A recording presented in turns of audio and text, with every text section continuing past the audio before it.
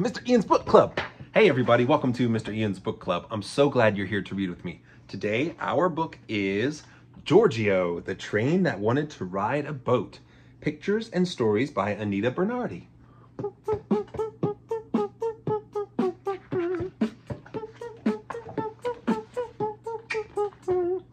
Giorgio, the Train That Wanted to Ride a Boat.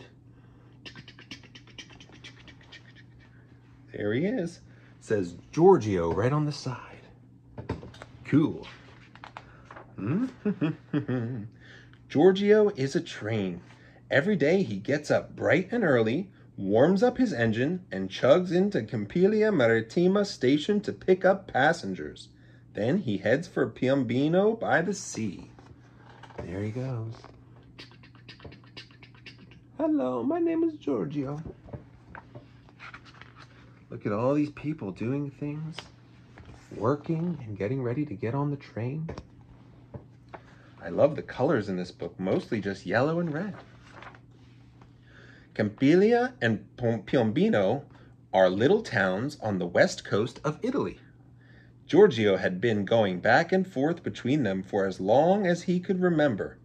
Whenever he passed Signor Felipe's vineyard, he gave a long whistle and a short toot. Then he puffed up the big hill past the ancient town of Pampeluna, gave a sign when he reached the top, and fairly flew down into the valley that led to Piombino. Hello, Signor Felipe. Toot, toot. There he is in his vineyard with all the grapes.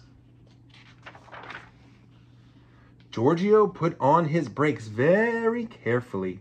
He didn't want to upset the baskets of food that almost all his passengers carried.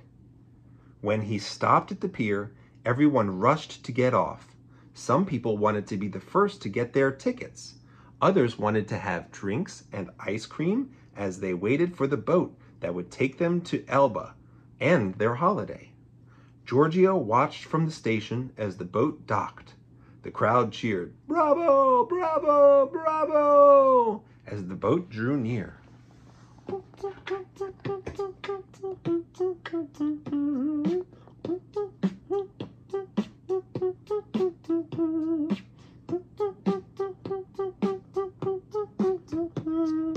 Look at all the people, and I see a dog.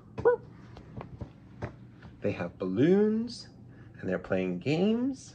And they have different foods, and there's some dogs there, and there's a horse carriage, and there's the train.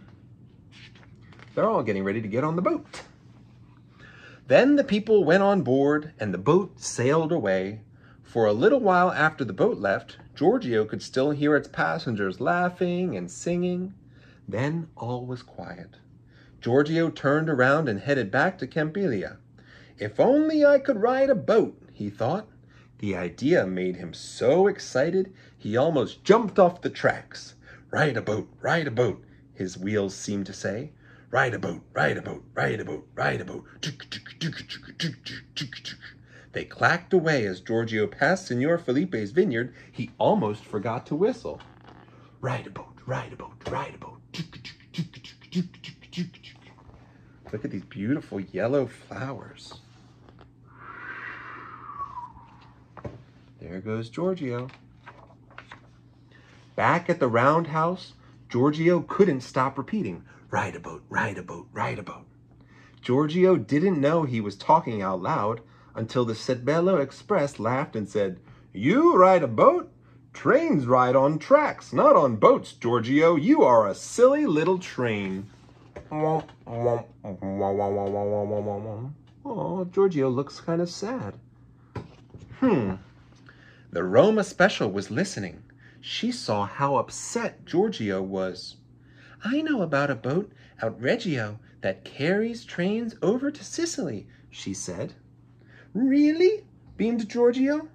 This seemed too good to be true.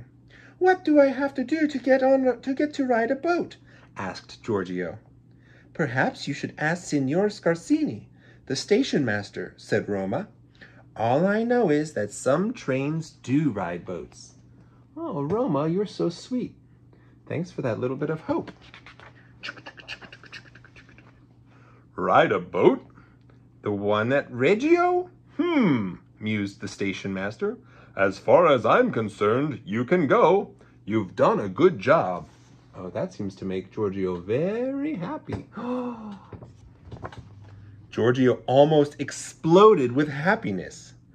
But I can't just send you off to Sicily without a good reason, the station master added. I'll let you know as soon as I find a reason. Oh, sighed Giorgio, disappointed. There's the station master thinking about how he can get Giorgio over to Sicily. Look at this beautiful house back here in yellow. You see how the station master is very detailed and the house is only one color in the background? Now the trip to Piombino seemed to take forever, and to make matters worse, Giorgio's wheels seemed to only make one sound. Ride a boat, ride a boat, ride a boat, ride a boat, ride a boat, ride a boat, ride a boat, ride a boat. He really wants to ride a boat. Giorgio was miserable. Ride a boat, ride a boat, ride a boat. As the weeks crept slowly by, the station master said nothing. Giorgio began to believe that he would never get to ride a boat. Ride a boat, ride a boat, ride a boat, ride a boat. There's some boats in the background, and he just sees these boats going by and really wants to ride a boat. He doesn't know if it'll happen. Summer turned to fall. Fall was the most beautiful time of the year. The grape harvest was one of the best. Everyone else seemed so happy. It was hard for Giorgio to be sad.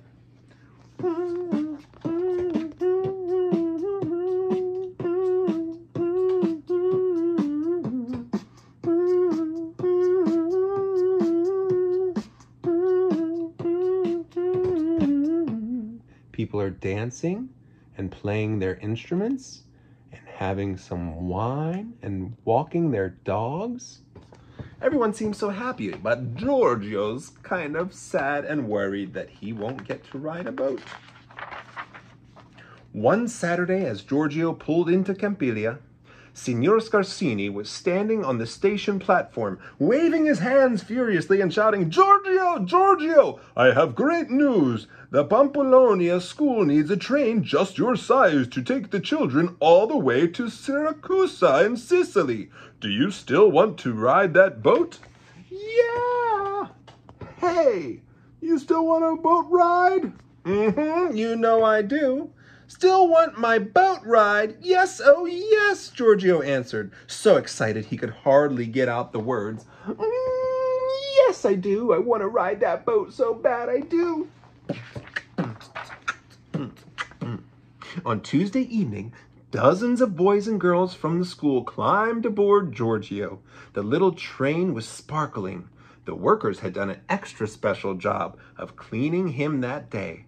As Giorgio pulled out of the station, everyone shouted, Buon viaggio, Giorgio, buon viaggio, have a wonderful trip. There he is, everyone's getting on the train. Woohoo, he's so shiny, wow, they really cleaned him so well today. More balloons in the sky, oh my, oh my. This child has a briefcase, he's ready to go to school. They're on their way.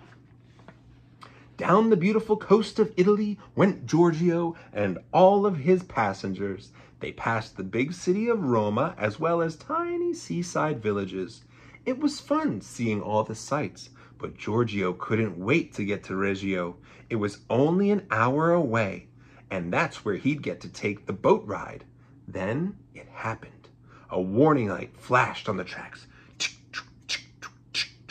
Slow down was the message. But why? Thought Giorgio, as he carefully rounded the easy curve into the town of Cirello. Again, ahead of Giorgio, the whole town seemed to be gathered on the tracks. As Giorgio came to a complete stop at the red light, he could see trouble. Uh-oh. What's going on? All the lights are flashing.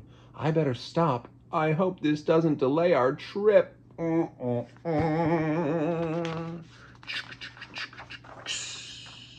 Oh no. A truck loaded with baskets of grapes had lost one of its wheels and had broken down at the crossing. Baskets had fallen off the truck and squashed grapes lay all over the tracks. A delicious aroma filled the air. But how long would it take to clear up the mess and let Giorgio pass? At the moment, no one knew. A big crane would have to come from the next town to move the truck off the tracks. Giorgio was quite sad waiting for the tracks to be cleared. It wasn't until well past noon that Giorgio finally got the green light. Off he went on the last leg of his journey. Giorgio chugged happily, ride a boat, ride a boat, ride a boat, ride a boat, until at last there was Reggio, and there was a boat. Well, let's see this big mess. Whoa, there's the truck that lost a wheel. You see that wheel? And there's some chickens on the tracks too. They're gonna have to move. There's somebody walking their dog and all those grapes. Smells good, but we gotta get this mess cleaned up. Get that crane to pick up that truck.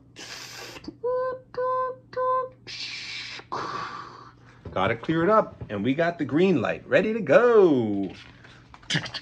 Ride a boat, ride a boat, ride a boat. Giorgio watched excitedly as all the children and other passengers boarded the boat. Then he watched the cars drive on. Will there be room for me? Giorgio wondered. But at last, Giorgio chugged on board too.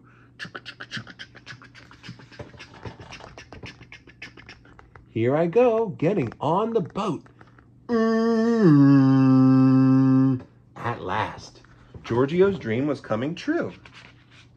Hooray! Giorgio could hear the big engine stir to life. Right beneath him. Then there came two sharp blasts from the ship's whistle as the ship moved out of the harbor. Giorgio liked the sounds he heard. The engines, the whistle, and the slap, slap, slap, thud, thud, thud of the waves against the boat. How curious and pleasant it was. Giorgio wiggled his caboose with joy. Ooh, this is so fun.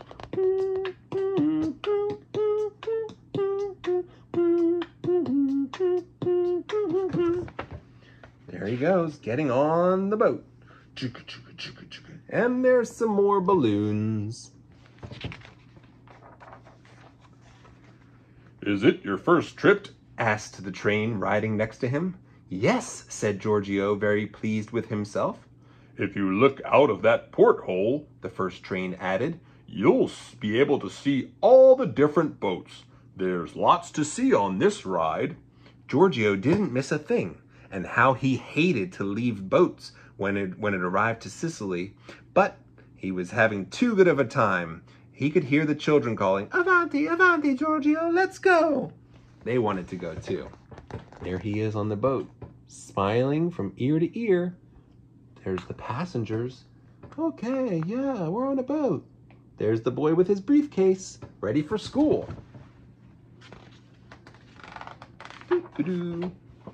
Giorgio laughed. You want to get to Syracuse as much as I wanted to ride a boat. But how lucky I am. I'll have another ride on the way home. With these happy thoughts, off they all went, singing. The children sang, to Syracuse we go, to Syracuse we go, while Giorgio's wheels hummed a new tune. I rode a boat, I rode a boat, I rode a boat, I rode a boat. I rode a boat, I rode a boat. The end. That was Giorgio the Train That Wanted to Ride a Boat. I hope you enjoyed that book as much as I did. Please take care of yourself and please take care of others, and I will see you next time. Bye-bye.